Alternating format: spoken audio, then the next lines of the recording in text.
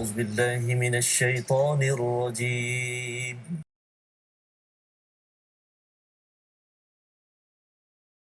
بسم الله الرحمن الرحيم الحمد لله رب العالمين الرحمن الرحيم مالك يوم الدين إياك نعبد وإياك نستعين اهدنا الصراط المستقيم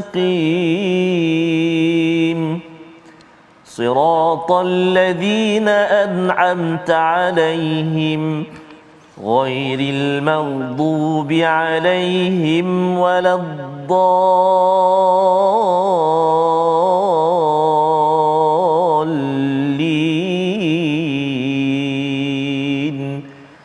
آمين صدق الله العظيم. Assalamualaikum warahmatullahi wabarakatuh. Alhamdulillah wassalatu wassalamu ala Rasulillah wa ala alihi wa sahbihi man wala. Allahumma salli ala sayyidina Muhammadin wa ala ali sayyidina Muhammad. Allahumma salli ala sayyidina Muhammadin wa ala ali sayyidina Maulana Muhammad. Alhamdulillah bertemu kembali kita dalam My Quran Time. Hari ini kita syukur banyak-banyak kepada Allah Subhanahu Wa Taala, ibu ayah, tuan-tuan dan puan-puan muslimin dan muslimat, sahabat-sahabat Al-Quran yang dikasihi oleh Allah Subhanahu Wa Taala. Mudah-mudahan kami doakan dan kita sama-sama doakan moga-moga kita semua senantiasa dalam perlindungan Allah Subhanahu Wa Taala, kasih sayang Allah dan juga rahmat barakah daripada Allah Subhanahu Wa Taala. Hari ini seperti biasa saya tak keseorangan, saya bersama dengan guru kita yang akan membimbing kita, mengajar kita, berkongsi dengan kita, tak lain dan tak bukan Al-Fadil Al-Ustaz Profesor Madya Dr. Ahmad Sanusi bin Azmi, Timbalan Dekan Fakulti Pengajian Quran dan Sunnah USIM di Nilai Negeri Sembilan. Assalamualaikum Prof. Waalaikumsalam. Apa khabar? Alhamdulillah. Sihat, Sihat Alhamdulillah, ada sikit-sikit lah. Nampak ceria ini. Nampak ceria. Alhamdulillah. Amin. Mudah-mudahan ceria dengan Al-Quran insya-Allah.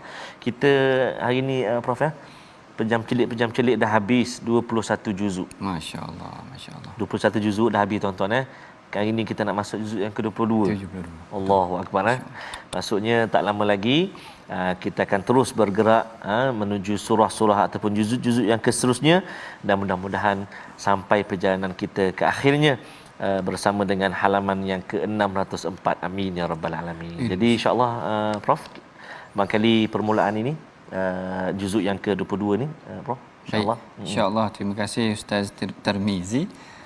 Alhamdulillahirabbil alamin wassalatu wassalamu ala asyrafil anbiya wal mursalin sayyidina Muhammadin wa ala alihi wa ashabihi ajma'in. Amma ba'd. Tuan-puan yang dirahmati Allah sekalian, seperti biasa sebelum kita mulakan pengajian kita pada hari ini, mari sama-sama kita bacakan doa ringkas yang diperintahkan ataupun yang difirmankan oleh Allah yang menyebutkan subhanaka la ilma lana illa ma 'allamtana innaka antas samiul alim rabbi zidni ilma. Mudah-mudahan dengan doa ini Allah Taala menambah pengetahuan kita, kefahaman kita terhadap ayat-ayat Al-Quran. Kita telah pun masuk ke juzuk yang ke-22 mengenai hari ini kita akan sentuh mengenai tentang suratul Ahzab. Surah yang banyak juga kisah-kisah di dalamnya, kisah rumah tangga Nabi, kisah peperangan dan kisah-kisah yang lain yang melibatkan banyak pengajaran yang kita boleh perolehi pada hari ini Ustaz insya-Allah. Tapi sebelum kita masuk perbincangan pada halaman yang ke-422, mari sama-sama kita bacakan dahulu sinopsis, iaitu gambaran umum tentang pengajian kita pada hari ini, iaitu daripada ayat yang ke-31 sampai ke-34, membincangkan mengenai tentang keutamaan keluarga Nabi. Manakala ayat yang ke-35 nanti kita akan bincangkan tentang lelaki dan perempuan mempunyai kedudukan, ganjaran pahala serta balasan akhirat yang sama pada hakikatnya. Yang ni yang akan kita masuk nanti dalam perbincangan kita. yang kalau boleh juga nanti kita akan semak kembali halaman yang lalu, iaitu halaman yang ke-421. Tapi sebelum kita masuk perbincangan, mari sama-sama kita bacakan dahulu dengan bacaan yang akan dipimpinkan oleh Ustaz Tarmizi kita, bermula daripada ayat 31 sampai ayat ke-34 insya-Allah. Baik. Please, Terima kasih. Terima kasih. Terima kasih Al-Fadhil Prof Madya Dr. Ahmad Sanusi, tuan-tuan dan puan-puan, ibu-ibu, ayah-ayah, muslimin dan muslimat, sahabat-sahabat Al-Quran yang dikasihi dirahmati Allah Subhanahu wa taala sekalian. Kita nak baca permulaan ini ayat yang ke-31 sehingga ayat yang ke-34. Seperti kata Prof tadi, memang halaman ini subhanallah cukup menarik. Kerana dia dapat memang menceritakan perihal keluarga Nabi SAW, tapi kita Ustaz Prof untuk ambil iktibar dan juga nak belajar daripada halaman ini insya-Allah. Kita baca dulu 31 hingga 34 bacaan murattal nahwan insya-Allah.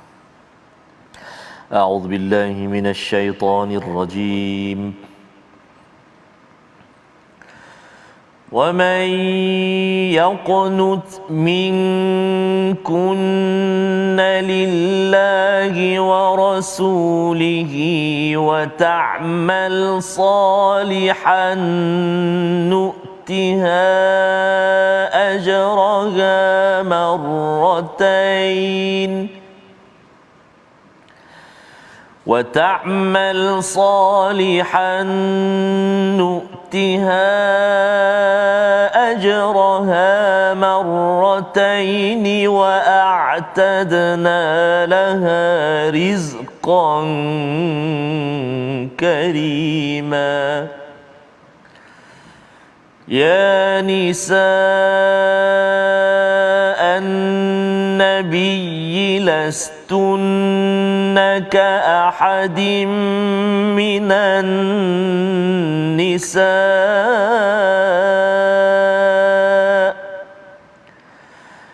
إن اتقيتن فلا تخضعن بالقول فيطمع الذي في قلبه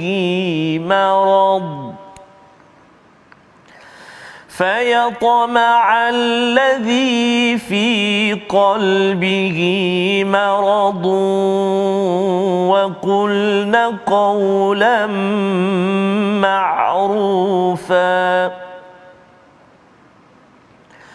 وقرن في بيوتكن ولا تبرجن تبرج الجاهلية الأولى وأقمنا الصلاة وآتينا الزكاة وأطعنا الله ورسوله إنما يريد الله ليذهب عنكم الرجس أهل البيت ويطهركم تطهيرا واذكرن ما يتلى في بيوتكن من آيات الله والحكمة إن الله كان لطيفا خبيرا صدق الله العظيم. Sadaqallahul azim. Baik, kalau kita perhatikan daripada ayat yang ke-31, Allah Ta'ala berfirman, dan barang siapa di antara kamu iaitu isteri-isteri Nabi tetap taat kepada Allah dan Rasulnya serta mengerjakan kebajikan, niscaya kami berikan pahala kepadanya 2 kali ganda dan kami sediakan rezeki yang mulia baginya. Baik, sebenarnya ayat ini tidak boleh difahami sebegini sahaja. Maknanya kalau kita mulakan dengan baca dengan ayat yang ke-31, kita barangkali tidak nampak ganjaran ataupun gambaran yang jelas mengenai tentangnya sebenarnya Ustaz Sebab kalau ikutkan dia sebenarnya dia berkaitan dengan ayat yang sebelum itu, iaitu daripada halaman yang ke-421, yang mana Allah Ta'ala sebenarnya sedang berbicara dengan para isteri Nabi. Yang ni yang kita bincangkan sebelum ini. Allah Ta'ala kata, ya ayuhan nabiyyu qul li azwajika in kuntunna turidnal hayatad dunya wa zinataha wa ta'alaina umatti'kunna wa usarrihkunna sarahan jamila. Allah Ta'ala kata, wahai isteri Nabi, katakanlah kepada isteri, wahai Nabi, katakanlah kepada isteri-isteri kamu jika kamu inginkan kehidupan dunia. Pada hakikatnya sebenarnya kalau kita dah masuk perbincangan yang sebelum ni, Allah Ta'ala sebenarnya menegur isteri Nabi. Macam mana Allah Ta'ala tegur isteri Nabi? Perkara ni sebenarnya berlaku selepas daripada perang Bani Quraizah. Perang Bani Quraizah ni, diorang bukan sahaja ada harta mereka sendiri, kemudian mereka juga menjaga harta Bani An-Nadir. Jadi banyak harta tawanan ataupun harta-harta ghanimah yang dapat, sehingga menyebabkan ada sebahagian isteri Nabi yang minta lebih sikit nafkah. Yang ini kalau kita baca, kita dah bincang sebelum ni, Saidina Abu Bakar tegur anak dia Sayyidatina Aisyah, Saidina Omar tegur anaknya Sayyidatina Hafsah, meminta mereka jangan memberikan bebanan kepada Nabi, dan sekiranya kamu inginkan harta dunia, maka Allah Ta'ala kata fata'alaina umatti'kunna, mari kami berikan kepada kamu mut'ah, ataupun kami beri ataupun kami pisahkan. Yang ni agak keras sebenarnya teguran yang Allah Ta'ala berikan kepada para isteri Nabi yang ketika itu seakan-akan terpesona sedikit dengan kehidupan dunia. Bila mana Allah Ta'ala dah tegur mereka mengenai tentang perkara ini, maka Allah Ta'ala ingatkan mereka, wahai para isteri Nabi, sesungguhnya kalau kamu melakukan kejahatan ataupun bifahishatin mubayyinah, kamu akan dikenakan azab yang bersifat 2 kali ganda. Dan kemudian dalam ayat hari ini Allah Ta'ala, tengok, Allah Ta'ala dah beri ancaman, Allah Ta'ala beri kelonggaran. Allah Ta'ala kata, memang aku tak kasih engkau buat kejahatan, tetapi waman yaqnut minkunna, siapa yang buat baik, taat kepada Allah Ta'ala, Allah Ta'ala akan beri dia ajraha marwatain, 2 kali ganda. Seperti mana kamu, kalau kamu engkar, kalau kamu baik taat kepada Allah Ta'ala, Allah Ta'ala akan berikan ganjaran 2 kali ganda. Kenapa 2 kali ganda? Yang ni menarik huraian daripada Syekh Tantawi. Syekh Tantawi kata, dia kata orang yang tahu dengan orang yang tak tahu, balasan mereka tak sama. Kalau yang melakukan jenayah tu dia memang tahu dah, kan, tak sama dengan orang yang tak tahu, dia tak sengaja ke ataupun dia tak tahu. Orang yang expert ni dia dah tahu selok belok tentang macam mana nak terima rasuah dan sebagainya, dah tahu dah selok belok nak elakkan diri daripada, sepatutnya bebanan ataupun ancaman yang dikenakan kepada mereka lebih berat, kerana mereka dah tahu tentang perkara tersebut dan mereka tahu pula selok belok melakukan kejahatan tersebut. Ancaman tu sepatutnya lebih berat lagi daripada orang yang tidak tahu. Sama juga macam para isteri Nabi, Allah Ta'ala kata wahyu turun dalam rumah kamu. Allahu Akbar. Kalau kita tengokkan huraian ulama, dia kata wahyu tu turun bersama dengan kamu menyaksikan, tetapi sekiranya kamu melakukan sesuatu yang dicegah oleh Allah Ta'ala, maka ganjaran ataupun balasannya adalah berat, kerana orang yang melakukan tersebut adalah orang yang tahu. Sama juga yang kalau Allah Ta'ala sebut dalam surah Saf, lima taquluna ma la taf'alun, maknanya orang yang dah tahu ni, dia cakap je tapi dia tak buat pun tak boleh juga, dia tahu dia kena juga buat. Sama juga macam ni, wa may yaqnut minkum lillahi wa li rasulihi wa ta'mal salihan nu'tiha ajraha marwatain, dan barang siapa di antara isteri kamu tetap taat kepada Allah serta mengerjakan kebaikan, niscaya kami akan berikan pahala berlipat kali ganda ataupun 2 kali ganda, dan kami sediakan rezeki yang mulia baginya. Masya Allah, yang ini sebenarnya adalah satu bimbingan. Bila Allah Ta'ala, yang ni kita kena faham elok-elok, bila Allah Ta'ala larang, biasanya Allah Ta'ala akan bagi bimbingan. Allah Ta'ala tak kasih buat begini, Allah Ta'ala bagi bimbingan. Allah tak kasih minum arak, katakan, Allah Ta'ala bagi minuman yang lain lebih banyak lagi nak minum arak. Kenapa katakan macam tu? Ataupun Allah Ta'ala tak bagi berzina, Dan Allah Ta'ala bagi perkahwinan. Maknanya kalau tak boleh berzina, kahwin. Maknanya cara yang diajarkan kepada para isteri Nabi ataupun kepada umat Islam itu sendiri. Baik, kalau kita tengok seterusnya Ustaz, maknanya daripada ayat yang ke-32, Allah Ta'ala mendidik para isteri Nabi dan mengingatkan kepada mereka. Tengok Allah Ta'ala panggil para isteri Nabi, ya nisa'an Nabi. Wahai para isteri Nabi. Status para isteri Nabi ni tak sama sebenarnya Ustaz. Dia sama macam status para isteri menteri ke. Kita kena panggil dia Datin. Kalau Ustaz Tarmizi nanti esok dapat Datuk, saya kena panggil isteri Datin lah. Saya tak boleh panggil acik, akak. Tak boleh. Nanti orang marah. Orang kata, saya Datin, kamu tak panggil Datin. Katakan macam tu. Sama juga dengan ayat ni, Allah Ta'ala panggil dengan gelaran mereka isteri Nabi. Maknanya bukan calang-calang. Ya nisa an-Nabi lastunna ka ahadin minan nisa. Kamu semua ni tak sama dengan para wanita yang lain. Ini taqaitunna fala takhda'na bil qaul. Jika kamu bertakwa maka janganlah kamu ini taqaitunna, jika kamu bertakwa maka janganlah kamu tunduk melemah lembutkan suara dalam berbicara. Yang ini walaupun ditujukan kepada para isteri Nabi, tetapi pengajaran dia untuk kita semua. Maknanya kaum wanita, sekiranya kamu bertakwa, janganlah kamu melembut-lembutkan ataupun memanja-manjakan suara kamu. Lalu Allah Ta'ala kata fayatma'al ladzi fi qalbihi marad. Nanti dibimbangi dalam berbicara itu membangkitkan nafsu bagi orang yang ada penyakit dalam jiwanya.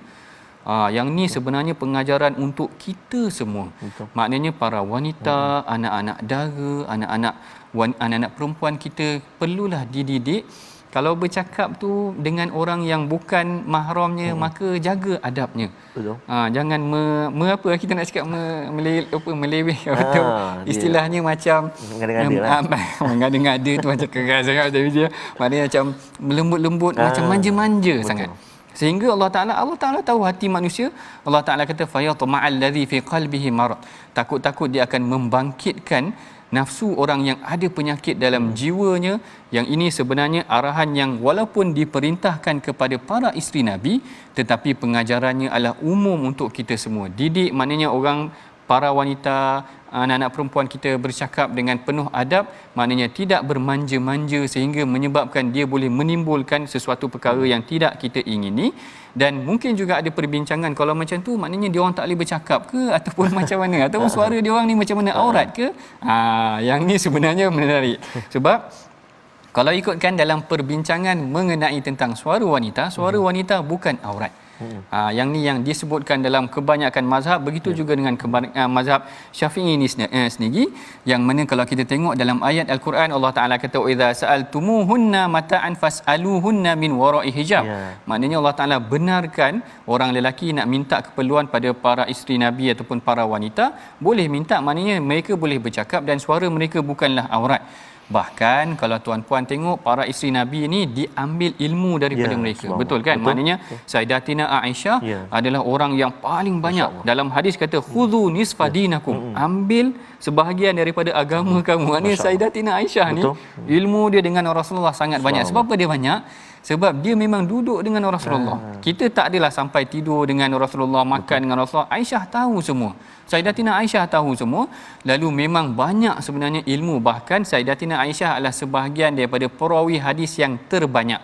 Selain daripada Sayyidina Abu Hurairah, Sayyidina Abdullah bin Umar, termasuklah juga Sayyidatina Aisyah, termasuklah Sayyidina Jabir dan sebahagian sahabatnya lain lagi.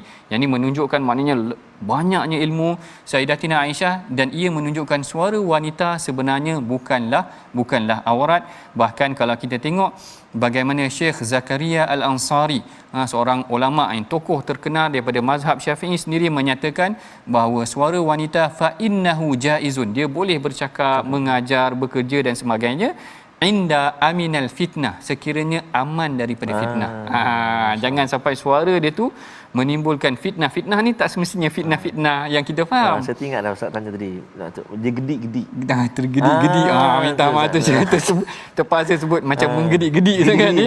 Sepatutnya kita jagalah maknanya suara-suara begini jangan sampai menimbulkan fitnah. Orang terasa menimbulkan jiwa mereka tak sedap. Perkara ni hendak dijaga seperti mana yang diajarkan oleh para ulama. Kemudian ayat yang seterusnya, tadi kita jaga suara kita dalam berbicara.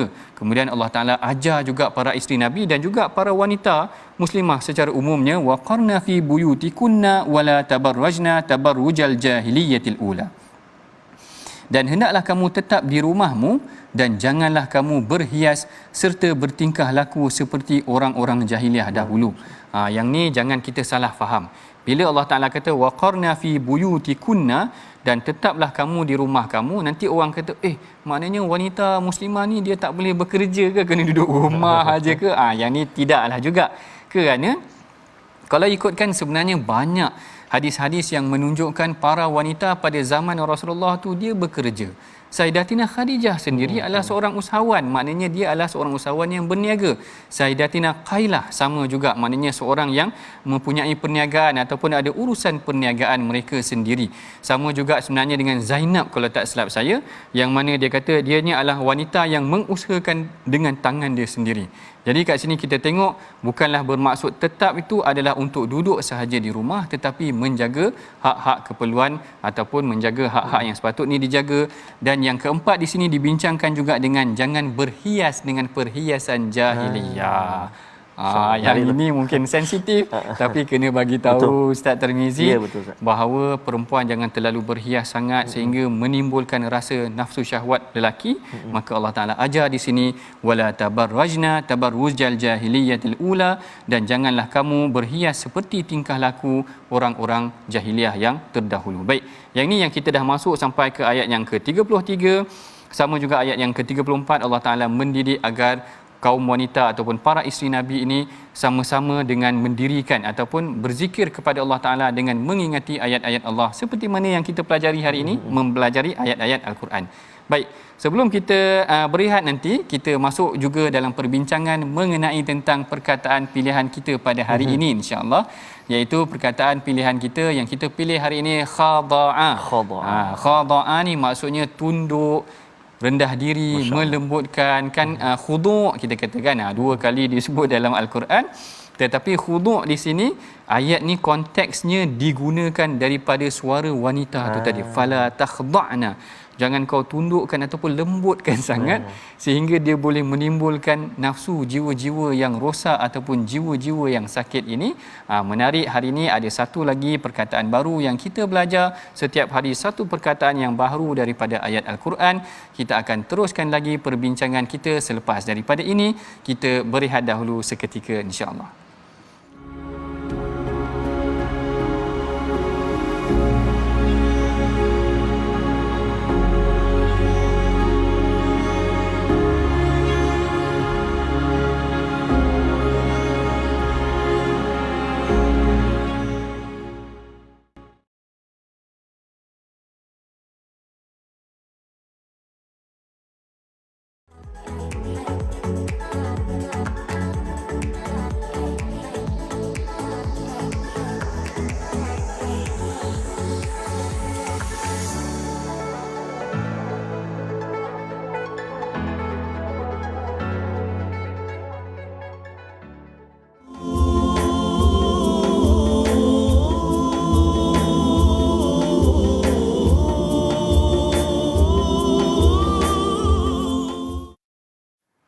أعوذ بالله من الشيطان الرجيم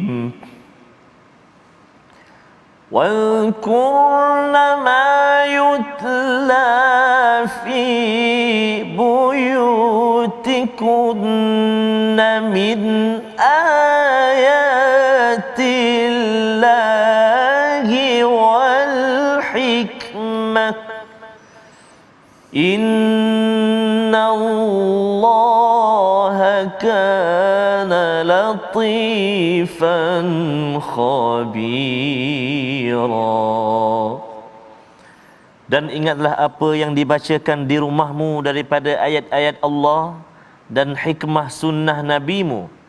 Sesungguhnya Allah Maha lembut lagi Maha mengetahui. Sadaqallahul azim. Benarlah firman Allah Subhanahu wa taala itu, ayat yang ke-34 yang saya bacakan sebentar tadi.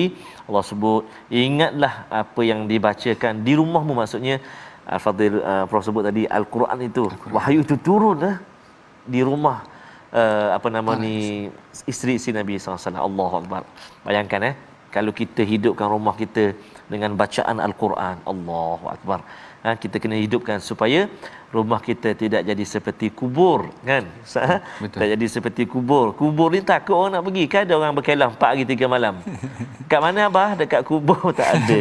Tempat yang orang tak nak pergi, tempat yang takut, suram, kan? Jadi jangan jadikan rumah kita seperti kubur, bahkan jadikan rumah kita bercahaya, cahaya Al-Quranul Karim, insya-Allah taala. Mari kita singgah sekejap ruangan tajwid kita. Kita nak kongsi pada hari ini satu mat. Penting dalam bacaan kita mengetahui mat ini supaya tak berlaku kesalahan. Antaranya itulah ayat yang ke-33, iaitu hukum mat iwad. Kan hukum mat iwad, kadar bacaan mat adalah 2 harakat.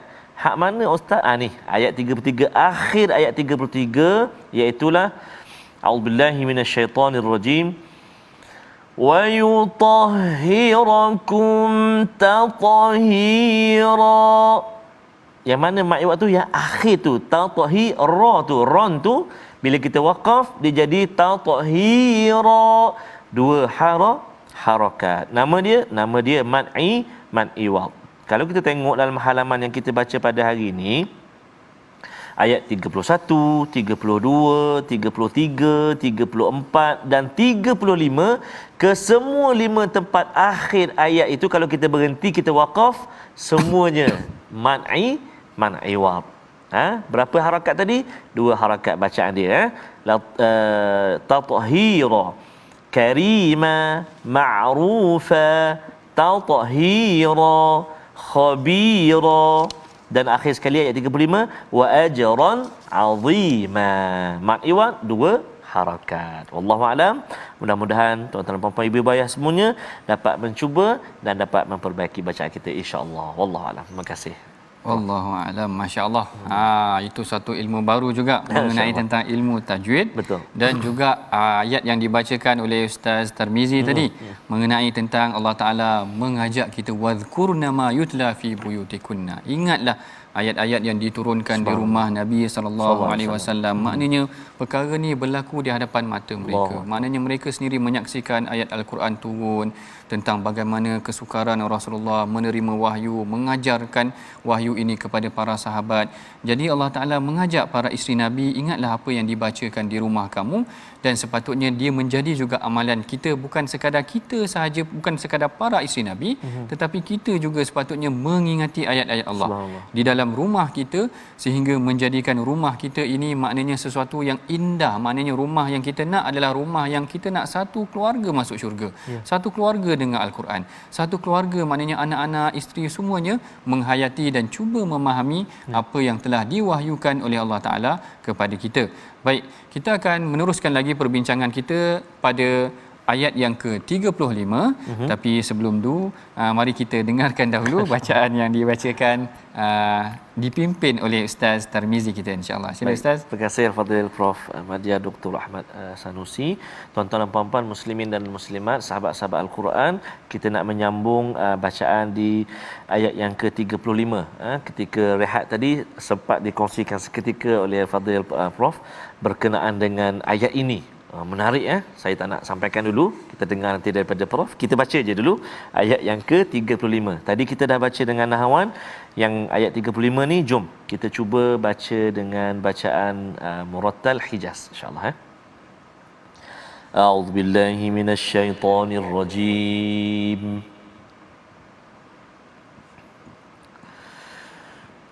Innal والمسلمين والمسلمات والمؤمنين والمؤمنات والقانتين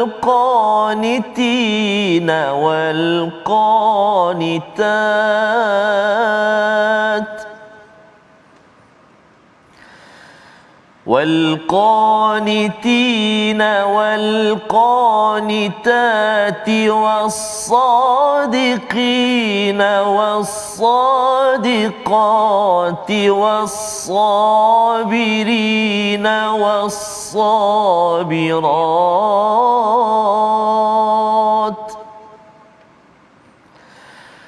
والصابرين والصابرات والخاشعين والخاشعات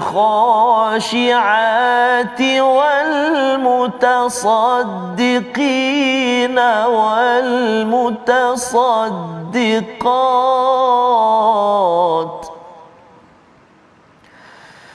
والمتصدقين والمتصدقات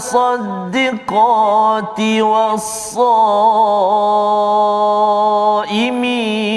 والصائمات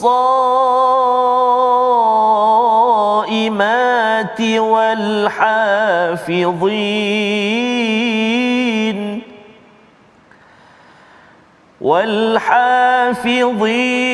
فروجهم والحافظات والذاكرين الله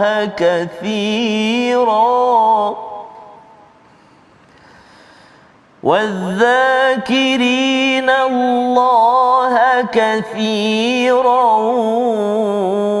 والذاكرات أعد الله لهم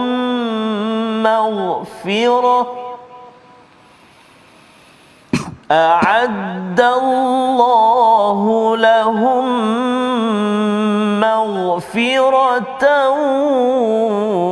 وأجرا عظيما. صدق الله العظيم.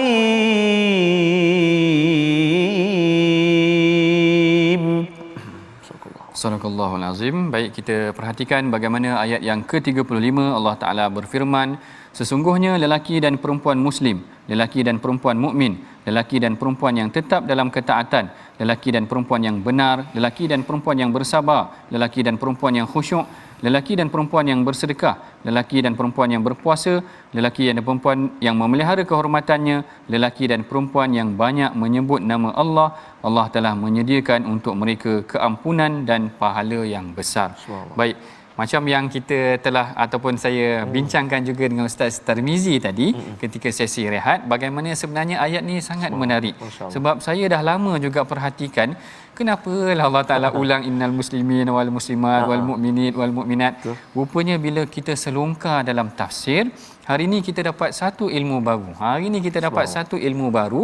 Kalau menurut Al-Imam Ibnu Kathir, kalau menurut Al-Imam Ibnu Kathir, ayat yang ke-35 ini diturunkan ataupun disebutkan oleh Al-Imam Ahmad mengenai tentang ada kaitan tentang persoalan yang ditanyakan oleh Sayyidatina Ummu Salamah.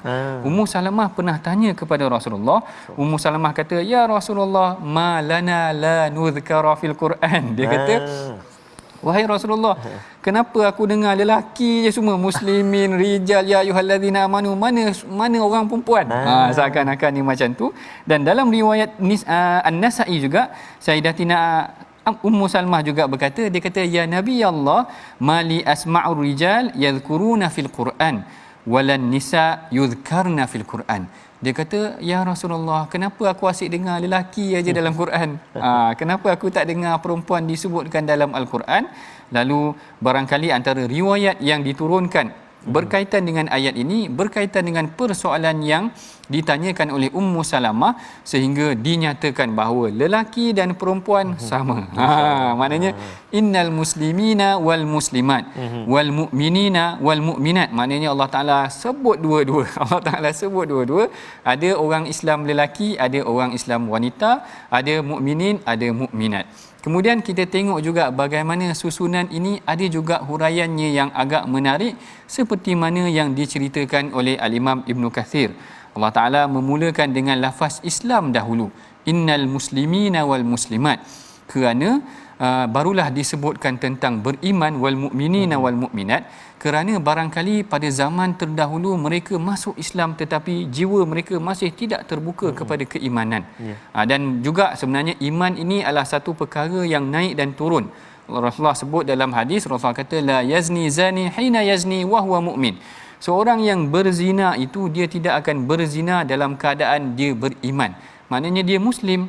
Orang Islam pun boleh berzina juga, tetapi ketika mana dia berzina, iman dia tidak ada, Rasulullah kata, ataupun hampir-hampir tidak ada. La yazni zani hina yazni wa huwa mu'min.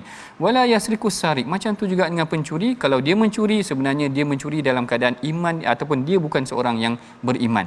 Andai dia beriman, maka dia tidak akan mencuri kerana dia merasakan Allah Ta'ala memerhatikan dia ataupun dia merasakan para malaikat berada di sekelilingnya. Jadi Al-Imam Ibn Kathir kata barangkali itulah hikmahnya Allah Ta'ala memulakan dengan muslimina wal muslimat, kemudian wal mu'minina wal mu'minat. Kemudian disebutkan juga dengan wal qanitina wal qanitat, iaitu orang yang tetap, yang kunut ni ada yang sukun, yang tetap kepada keimanannya. Yang ni yang agak sukar sebenarnya Ustaz Tarmizi, yang mana menetapkan iman ni bukan satu yang mudah. Kalau kita tengok, sebab itulah kadang-kadang kita elok muhasabah. Ada kalanya yang selalu saya sebut, kita seronok baca Quran ni. Ada waktu masa seronok baca Quran. Tapi ada kalanya malas nak baca Quran, ataupun nak solat bangun pun malas nak bangun. Yang ni adalah berkaitan juga dengan satu, keimanan tu tadi naik dan turun, dan yang keduanya adalah nak menetapkan iman bukan satu perkara yang mudah. Qanitina wal qanitat. Sama juga dengan was-sadiqina was-sadiqat. Was-sadiqin was-sadiqat ini adalah orang-orang yang berbicara dengan penuh kebenaran. Yang ini sebenarnya adalah orang-orang yang disifatkan sebagai orang yang benar ataupun orang yang baik, yang menjaga tutur katanya sekalipun mereka bergurau. Walaupun bergurau, sebenarnya kita tidak boleh untuk menipu ataupun mengucapkan sesuatu perkara yang tidak benar. Was-sabirina was-sabirat adalah golongan yang sabar. Yang ni yang disebutkan contoh-contohnya di dalam Al-Quran sebenarnya banyak, ataupun contoh di dalam hadis pun sebenarnya banyak. Sabirin ni dari aspek mereka sabar. Sabar ni ada macam-macam jenis sabar. Sabar atas ketaatan dan sabar atas dosa. Sabar atas ketaatan ni maknanya nak mendirikan solat pun sebenarnya bukan mudah. Nak sabar lama, imam baca lambat pula Ustaz. Imam baca lambat kena sabar, banyak bersabar. Tetapi yang banyak kita faham sekarang ni adalah sabar daripada maksiat pun banyak juga, iaitu kita menahan diri kita daripada melakukan perkara yang tidak baik ataupun perkara yang tidak elok. Sabar terhadap ujian pun ada. Yang ni kita boleh tengok bagaimana yang wanitanya seperti Sumayyah, ataupun kalau kita boleh tengok seperti Masyittah. Masyittah ni kalau dalam bulan Rejab ini adalah kisah beliau adalah satu kisah yang famous, yang berlaku ketika mana Isra' Mi'raj. Rasulullah dinaikkan ke langit ketika mana peristiwa Isra' Mi'raj, dan Rasulullah terbau bauan yang sangat wangi. Rasulullah kata, ma hadhihi raihata ya Jibril. Wahai Jibril, ni bau apa yang sangat wangi ini? Lalu Jibril kata, ini adalah raihatu Masyittah ibnata Fir'aun, iaitu adalah bau Masyittah ni sebenarnya maksudnya tukang sikat. Subhanallah. Sebab orang kadang-kadang faham Masyittah ni macam nama dia. Masyittah ni punya tukang sikat, anak perempuan kepada Fir'aun. Iz saqatatil midra. Rasul kata ataupun hadis kata, ketika mana dia sikatkan rambut anak perempuan Fir'aun, sikat tu terjatuh. Sikat tu terjatuh. Bila dia nak ambil, dia sebut Allah. Jadi anak perempuan Fir'aun tanya, siapa Allah? Lalu Masyittah kata, Allah adalah Tuhan aku dan Tuhan kau. Anak perempuan Fir'aun terkejut, kerana ayah dia Tuhan dah, Fir'aun tu kan Tuhan. Jadi dia kata, macam mana ada Tuhan lain daripada ayah aku? Lalu diadukan kepada Fir'aun. Yang ini kesabaran Masyittah, yang mana kalau kita tengok Fir'aun menyalakan api ataupun membakar minyak yang menggelegak dan dicampak anak kepada Masyittah satu persatu. Allahu Akbar. Tuan-puan boleh bayangkan bagaimana anak kita lihat anak kita menggeletik mati dalam Allah. minyak yang panas tu, bagaimana sabarnya masyitah, sehinggalah apabila anak yang dikendongnya itu yang nak dicampakkan, dia dah sukar untuk bersabar, maknanya dia dah mula menangis. Lalu Allah Taala kurniakan satu ganjaran yang tidak dikurniakan melainkan kepada orang-orang yang bersabar, iaitu anak dia tu tadi tiba-tiba boleh bercakap. Kalau kita tengok bayi yang boleh bercakap ni macam Nabi Isa, macam kisah Juraish dalam hadis, yang ni juga antara kelebihan yang diberikan kepada anak masyitah, sehingga kan Allah Taala abadikan kisah kesabarannya di dalam hadis. Allahu Akbar. Ini kelebihan orang yang bersabar. Ada kisah kesabaran daripada kaum wanita. Nanti kan orang kata asyik cerita pasal lelaki, sebenarnya kisah wanita pun banyak juga yang menceritakan tentang kesabaran mereka. Wal khashi'ina wal khashi'at, orang yang tunduk dan patuh kepada Allah Taala. Khusyuk ni maksudnya tunduk juga ataupun patuh kepada Allah Taala. Khashi'at adalah orang yang tunduk patuh. Wal mutasaddiqina wal mutasaddiqat, mutasaddiqin ni orang yang bersedekah. Ustaz Tirmizi, saya baru ni balik daripada umrah, ada satu pengajaran yang saya kira menarik juga saya terfikir, iaitu tentang kisah Abu Talha. Abu Talha ni Allah Taala abadikan kisah sumbangan beliau di dalam Masjid Nabi. Kalau tuan-puan esok pergi umrah, masuk ke Masjid Nabi, ada pintu nombor 20 kalau tak silap saya. Kalau saya salah nanti tuan-puan tengoklah balik. Kalau tak silap saya, antara pintu 20 dan 21 ada tiang yang marmar tu dibulatkan. Dibulatkan kesan daripada telaga Bi'ruha, telaga yang sangat disayangi oleh Abu Talha, disumbangkan kepada Islam ataupun disumbangkan buat kaum muslimin kerana dia mendengar ayat Allah Taala menyebut lan tanalul birra hatta tunfiqu mimma tuhibbun. Dia kata harta yang aku paling sayang adalah telaga ni, maka dia beri telaga ni kepada Rasulullah. Jadi perhatikan apa yang dia sumbangkan 1400 tahun yang lalu, Allah Taala abadikan kesannya sehingga hari ini orang menyebut-nyebut nama Abu Talha. Allahu Akbar.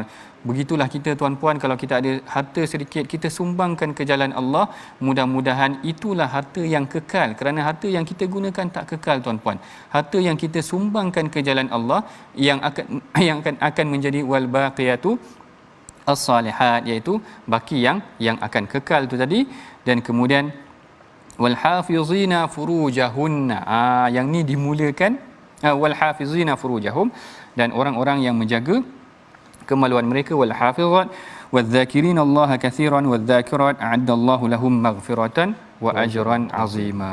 Baik, kalau boleh ke Ustaz Tirmizi kita ulang balik ayat ke-35 ini untuk bacaan kita, bagi kita hayati tentang apa yang kita bincangkan tadi, insya-Allah. Terima kasih Al-Fatihah Prof.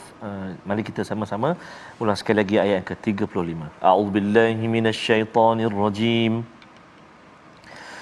Innal muslimina wal muslimati wal mu'minina wal mu'minati wal qanitina wal qanitat والقانتين والقانتات والصادقين والصادقات والصابرين والصابرات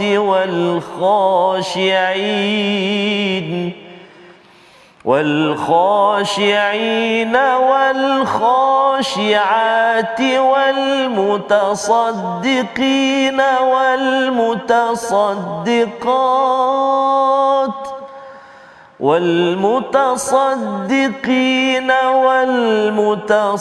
والمتصدقات والصائمين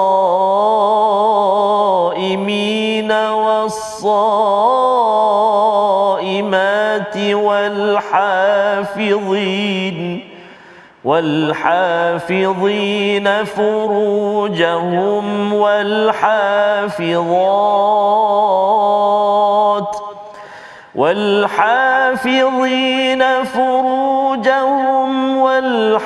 والحافظات والذاكرين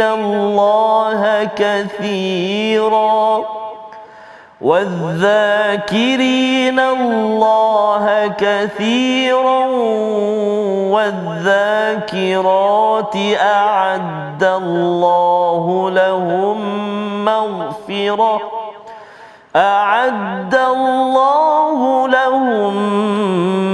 مغفرة وأجرا عظيما صدق الله العظيم. Sadaqallahul Azim. Baik, kita perhatikan tadi bagaimana sebenarnya perbincangan kita dalam dua bahagian perbincangan ini adalah perbincangan yang menarik. Kalau kita ingatkan kembali bagaimana bermula daripada ayat yang ke-31 sampai ke-34 menceritakan tentang adab-adab, tidak keluar daripada rumah dalam keadaan berhias, jangan kita bercakap dengan melembutkan suara bagi wanita, duduk rumah membaca Al-Quran dan menjaga solat dan zakat. Manakala bahagian yang kedua kita membincangkan bagaimana Allah Ta'ala meletakkan lelaki dan wanita sama adil. Tidak seperti yang didakwa oleh golongan feminisme yang menyatakan seakan-akan Islam ni tidak berlaku adil kepada wanita. Sebenarnya dalam Al-Quran menjelaskan bahawa wanita dan lelaki adalah sama sahaja di sisi Allah Ta'ala. Sebelum kita mengakhiri perbincangan kita pada hari ini, kita sama-sama saksikan dahulu resolusi apa yang dapat kita pelajari dan amalkan selepas daripada pengajian kita pada hari ini. Yang pertama, tetap tunduk dan beramal saleh biarpun sudah berpangkat dan masyhur, walaupun mempunyai kedudukan datin ke, isteri-isteri orang besar ke, ataupun orang besar sendiri, maka kita hendaklah beramal saleh biarpun berpangkat. Yang keduanya, jaga interaksi antara jantina berbeza agar tidak menjadi sarang penyakit. Juga kita telah bincangkan tadi, jangan dilembutkan suara, manjakan suara. Dan yang ketiga, elakkan perhiasan yang bersifat orang jahiliyah, iaitu perhiasan-perhiasan yang menggoda, yang menyebabkan para lelaki untuk melakukan ataupun terangsang mereka punya nafsu. Ini adalah perkara yang ditegah oleh Allah Ta'ala dalam Al-Quran. Sebelum kita mengakhiri pengajian kita, mari sama-sama kita berdoa kepada Allah Ta'ala. Mudah-mudahan Allah Ta'ala merahmati dan memberkati pengajian kita. Silakan Ustaz. Terima kasih Fadil Prof. A'udzubillahi minasyaitonirrajim. Bismillahirrahmanirrahim. Alhamdulillahi rabbil alamin. Wassalatu wassalamu ala asyrafil anbiya'i wal mursalin wa ala alihi wa sahbihi ajma'in. Allahumma ya Allah wa ya Rahman wa ya Rahim, ampunkan dosa-dosa kami ya Allah. Ampunilah dosa-dosa mak ayah kami, mertua kami, muslimin dan muslimat, mukminin dan mukminat bi rahmatika ya arhamar rahimin. Ya Allah ya Rahman wa ya Rahim, hiasi kehidupan kami ya Allah dengan sifat-sifat mahmudah, sifat-sifat yang terpuji. Jauhkan kami ya Allah daripada sifat-sifat madhmumah, iaitu sifat-sifat yang tercela. Allahumma inna na'udzubika minal barasi wal junun wal judham wa min sayyi'il asqam. Wa sallallahu ala sayyidina Muhammad wa ala alihi wa sahbihi wa baraka wa sallam. Walhamdulillahi rabbil alamin. Taqabbalallahu minkum minna minkum taqabbal ya karim. Mudah-mudahan Allah Ta'ala menerima doa kita dan menjadikan kita dalam kalangan al-mutasaddiqin, golongan yang menyumbang ke arah kebaikan. Mari sama-sama tuan-puan kita menyumbang kepada tabung gerakan Al-Quran, yang mana wakaf dan tabung gerakan Al-Quran ini akan digunakan sebaik mungkin untuk menjana memberikan kebaikan kepada masyarakat dan Al-Quran itu sendiri. Sehingga kita berjumpa lagi dalam episod yang akan datang, insya-Allah. Assalamualaikum warahmatullahi wabarakatuh.